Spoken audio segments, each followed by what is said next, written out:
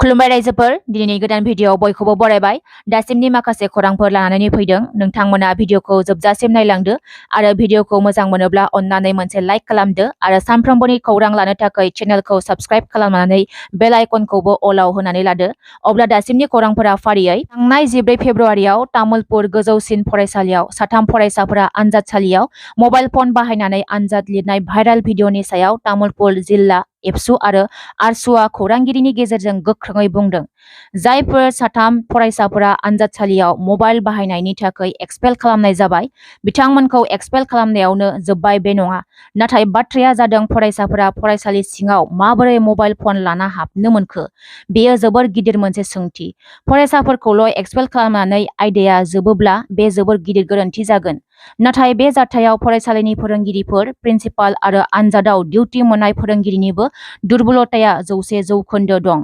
बेनिखायनो फरायसालिनि बिगोमा फोरोंगिरिफोरनि दुर्बलतानि सायावबो गोथौयै नायबिजिरनानै एक्शन लानांगौ होनना डिसिनो गोसोखांलाय होनाय जादों होनना फोरमायदों तामुलपुर जिल्ला एबसु आरो आरसुआ आसाम सोनाब बंग सिमना गसाइगावनि संकस दैमा सेराव आयेन बेरेखायै आफिं आबाद मावनायखौ पुलिस बिफान आबगारि आरो आबाद बिफाननि जथाय हान्जाया सिलिंखार खालामदों गसाइगावनि संकस दैमा सेराव 10 बिगानिबो गोबां हायाव आयेन बेरेखायै आफिं आबादखौ मावदोंमोन मैया गसाइगावनि पुलिस बिबानगिरि हिरेन कुमार डेकानि दैदेननायाव आफिं आबादखौ बोस्रांनाय खामानिखौ मावफुङो बिनि अनगायैबो गुबुन दाबनै जायगायाव बे आबादखौ मावदों बेखौबो बोस्रांजोबनाय जागोन होनना बुंदों पुलिसा फोरमायनाय बादिब्ला बे आबादखौ आसामाव मावनो मोनथाय होनाय जायाखै संकस दैमा सेराव आयेन बेरेखायै मावनाय बे आबादखौ खौरां मोननाय लोगो लोगो मोजाङैनो इनफरमेशन लानानै बोस्रांनाय जादों होनना बुंदों पुलिस बिबानगिरि हिरेन कुमार डेकाया कक्राझाराव बिटिसि एसेम्ब्लियाव आसामनि एसेम्ब्लि 2025 आरो 2026 मायथाइनि रांबावजा जथुमाया जानानै थांबाय बे रांबावजा जथुमायाव बिटिआर 6 शेड्युलनि जौगानाय बिथिंनि सायाव बिटिआर एकर्डनि इमप्लिमेन्टेशननि सायाव आरो बारग' एनडिबिफोरनि जेंनाफोरनि सायाव जाय बाथ्राफोरखौ लानानै एसेम्ब्लिनि सिङाव आरो बायजोआव गोबां राजखान्थिगिरिफोरा गोबां बाथ्राफोर बुंदों डिबेट खालामदों बेफोर गासै बाथ्राफोरा खायसेया लाजाथाव नाथाय खायसेया लाजाथावा होननानै बुंदों मिरु एबसुनि गाहाय आफादगिरि दिपेन बर'आ इमप्लिमेन्टेशननि बाथ्रायाव प्रेक्टिकेलि इमप्लिमेन्टेशनखौ लानानैसो जों आवगायलांनांगोन बेनि गेजेरावनो गोबां बाथ्राफोरा फैगोन गोबां जेंना लाबोनो थाखाय बाथ्राफोर बुंनो हागौ नाथाय जोंनि थांखिया बिटिआर एकर्डखौ 100% इमप्लिमेन्ट जानांगौ आरो बारग' एनडिबिफोरनि जेंना जेंसिया जोबनांगौ बेफोर हाबाखौ मावगासिनो दं होनना बुंदों मिरु एबसुनि गाहाय आफादगिरि दिपेन बर'आ आफाङा आसामनि गिदिरसिन गय सुपारिनि फालांगिनि जायगा होनोब्ला गसाइगावनि भावरागुरि बाजार गोबां फालांगिरिफोरा गय सुपारि फाननो लांदों नाथाय एम्फौ मासेबो सौदावाखै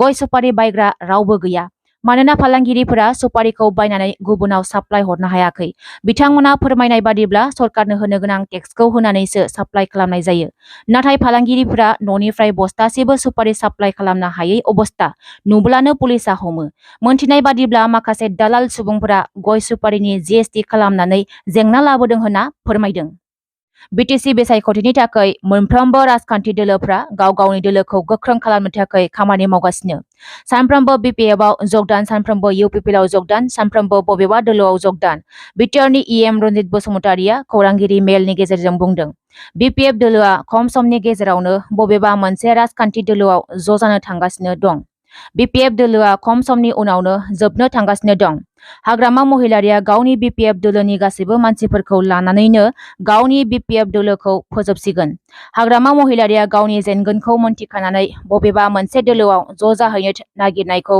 खौरां मोननानै UPPLनिफ्राय इएम रन्जित बसुमतारिया UPPL दोलोआव ज' जाफैनो खावलायदों गुबुन दोलोआव थांस्लायस्लाय UPPL दोलोआव ज' जाफैनो खावलायदों इएम रन्जित बसुमतारिया जुदि हाग्रामा महिलारिया गावनि दोलोखौ लानानै UPPL दोलोआव ज' जाफैयोब्ला हाग्रामा महिलारिनो देबोरगाव समस्तिखौ हगारना होगोन UPPLआ आरो हाग्रामा महिलारिनि देरहानांगौनि गासैबो बिबानखौ इएम रन्जित बसुमतारिया आखायाव लागोन खौरांगिरि मेल खुंनानै बुंदों इएम रन्जित बसुमतारिया थारैनो हाग्रामा महिलारिनि दैदेननायाव बिपिएफ दोलोआ जोबस्रांलांनायनि लामायाव थांगासिनो दं नामा थारैनो इन्टारनेटनि सिङावहाय मा जागासिनो दं थारैनो बबेबा राजखान्थि दोलोजों ज' जानो थांगासिनो नामा बिपिएफ दोलोआ नाथाय हाग्रामा महिलारिया रावजोंबो लोगो जायालासिनो गाव हारसिङैनो बिसायख'थि गेलेगोन होनना बुंनायखौ नुनो मोनगासिनो बिपिएफआ बबेबा दोलोजों ज' जागोन ना जाया उनावसो मोनथिसिगोन नाथाय हाग्रामा महिलारिया बुंदों जोंबो आन्दलन खालामना फैनायसो सोरनिबा सिङाव थानानै खामानि मावग्रा मानसि नङा आं।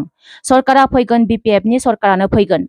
आंनि सायाव सोर मा बुद्धि खालामगासिनो दं, नाथाय आंखौ जिन्दगी हानाय नङा बुंदों हाग्रामा महिलारिया। सोर बबे दोलोआव थांनो थां, नाथाय आं दं। आंखौ रावबो जेबो खालामनो हाया। 100आव 100 बार बुंगोन आंखौ रावबो हिलायनो हाया।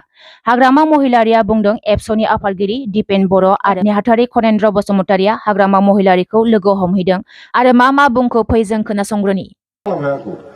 जेबो जाया मिथिबाय, जों दङ, जेबो खालामनो हाया। सानसे साननै नाम मोनगोन आरो खारनायनि नाव, बेल'सो जाया, जेबो खालामनो हाया, जेबो जाया। सरकारा जोंनो दा 100 बार बुंबाय थागोन आङो, जेबो गेलायनो हाया मिथिबाय, जेबो गेलायनो हाया। गभर्नमेन्टआ जोंनो बानायो आरो बिराद मोजां जोंहा खामानि मावनांगौ दं। मोजांसो सोरबा थांलाबायनायफ्रा नङा होमबा, सासे ओरैनो आख' फिख' मा खालामबाय थादों फालाय, मा खालामनो नागिरदों फालाय, मा हागोन सानदोंलै, नंखायो आङो, मा खालामहागोन सानदों,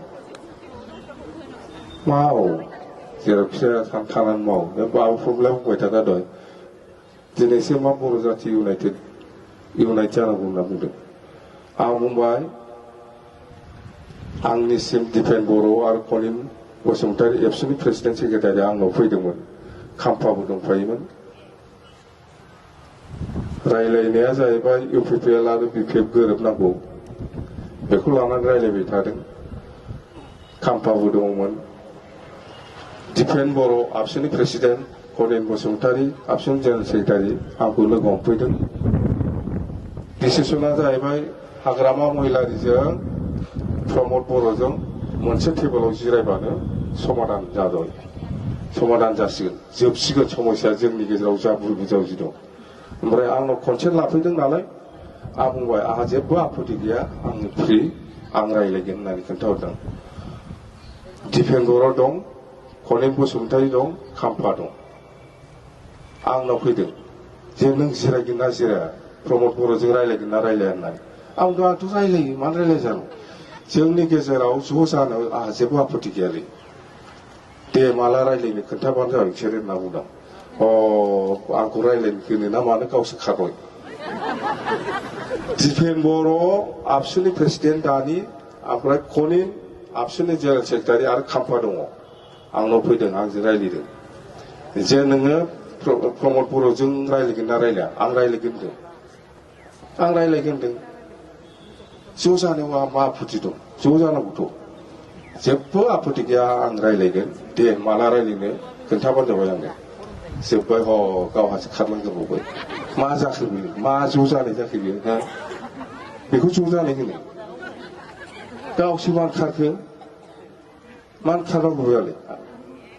दिनैसिमबो जायाखै, बेवहायनो थाबथानानै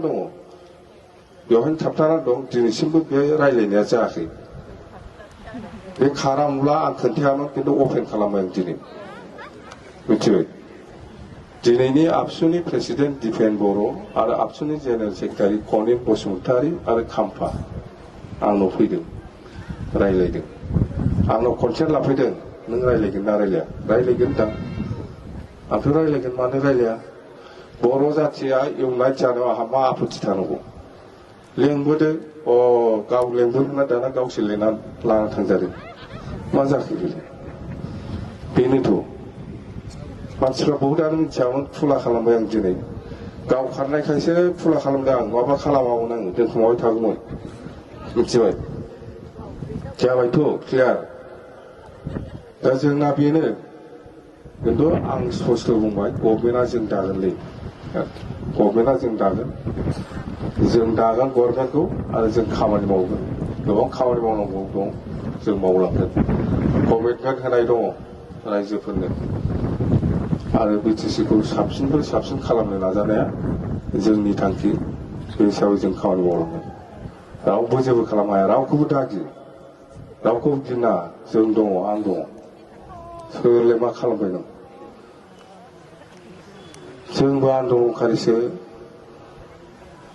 जोंबो आन्दलन खालामनानै फैनायसो, आंबो सोरनिबा सिङाव थानानै खामानि मावग्रा मानसि नङा जों। दे 오늘도 그라자 सरकारा फैगासिनो दं दे थेंक इउ गोजोन्थों